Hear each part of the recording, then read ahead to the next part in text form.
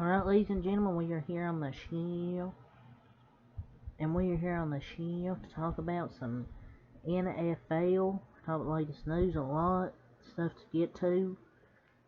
So the first thing I'm talking about is just some recently news here about like 15 minutes ago. The Seahawks and Pro Bowl quarterback Geno Smith are finalizing a new multi-year contract, sources tell Tom Pelissero and Ian Rappaport. Smith, 32, would become a free agent. Instead, he'll stay in Seattle. And last year, where he won the NFL Comeback Player of the Year award last season. Big congratulations to Geno Smith going to Seattle, having a breakout year, getting that 3-year, $105 million contract. As it said, it's a 3-year deal worth $105 million for Geno Smith. Source said the deal is done and agreed. Very, very happy for Geno Smith. One of the good guys, one for the good guys, one of the hard workers, led the youth there in Seattle. So, I don't think it's an overpay. He's a good dude. I'm happy for him. I'm always sticking with it, despite the lows in his career, to have a really good year in Seattle. But yeah, a lot of people are saying it's an overpay, but I think it's a good deal. Congrats to Geno Smith. It's really just the quarterback market nowadays.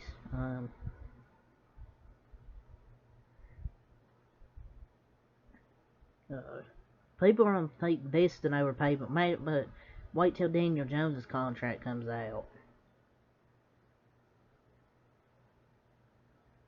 I think he deserves it. Source, the Raiders have officially franchise tagged running back Josh Jacobs.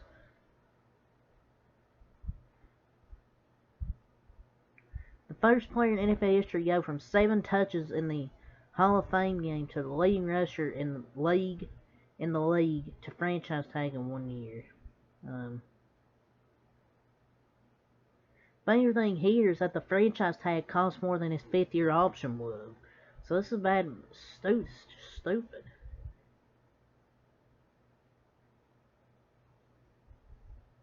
A 1-year deal is the best contract, maybe for an elite prime running back, but he definitely deserves more than that.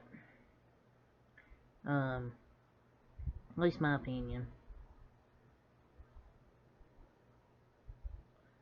The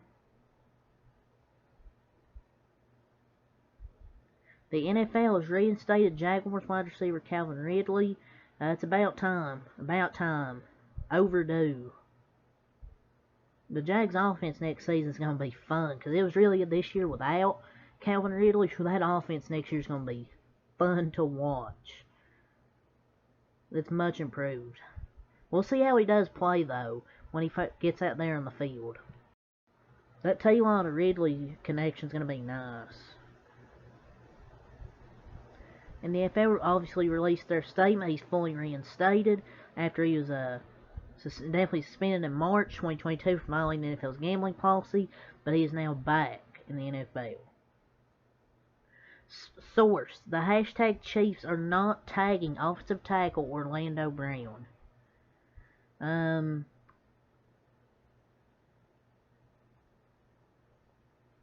not surprised. I mean, Orlando Brown wasn't that good this year. He was pretty bad this year. I don't know. He's just not that good anymore. He had a really damn year last year. He's just burnt toast right now at that tackle position. Hopefully they don't overpay for him. They can still work in a long-term deal with their standout left tackle, but the tag number is too high. Brown could become a free agent. I could see the Chicago Bears going after him. I could see the Chicago Bears wanting to try and go after him. I don't know. I think a bad GM's going to overpay him. He's just not that good anymore.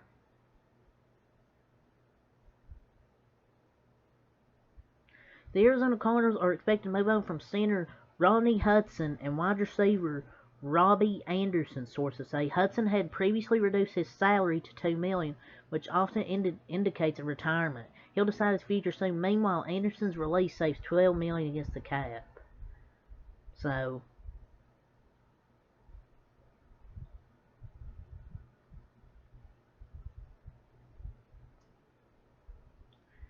definitely a good move.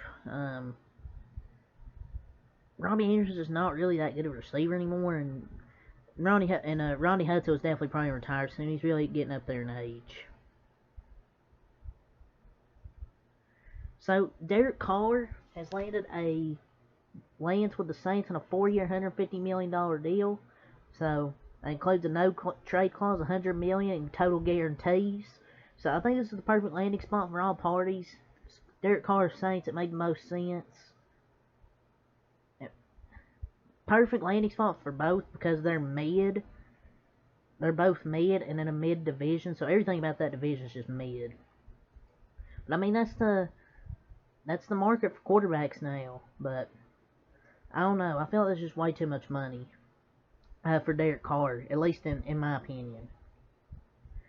The Jaguars have franchise tag tight end Evan Ingram, source said. So good there. Let's hope he can repeat his performance. Definitely need more tight ends that are lining it up.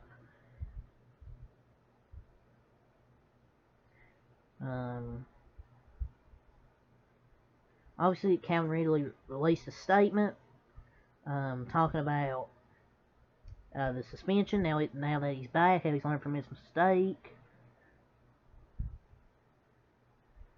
The Cowboys will franchise tag running back Tony Pollard. The tag is now in, and it has been clear the tag is an option. So they aren't the best of any great players walk, and Pollard will be there in 2023. So it's good money. Good money. Possible good sign for the Giants and Daniel Jones, sources say. Agents are traveling to Jersey today to meet with the Giants in person after talking many times at the scouting combine a little more than a day to go before the franchise tag deadline. Still time. So I feel like this dude's about to get paid like $45 million. I mean, there's reports like that, and I think it's going to happen eventually. Daniel Jones is about to get paid big time by the New York Football Giants, and there's the two sides left, ending with a glimmer of optimism. And we wait.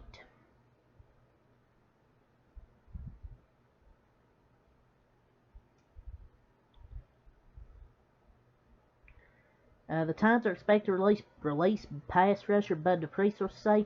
The former big ticket free agent signing, who's due $17 million this season, more player turnover to reallocate resources as another veteran pass rusher hits the market. And Carthon's cleaning house from the Tennessee Titans.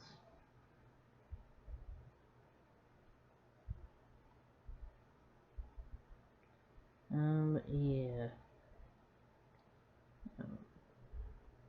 The Vikings released Eric Kendricks, linebacker, their veteran linebacker, so yeah. And that's all the NFL I want to talk about, so until next time, Peace.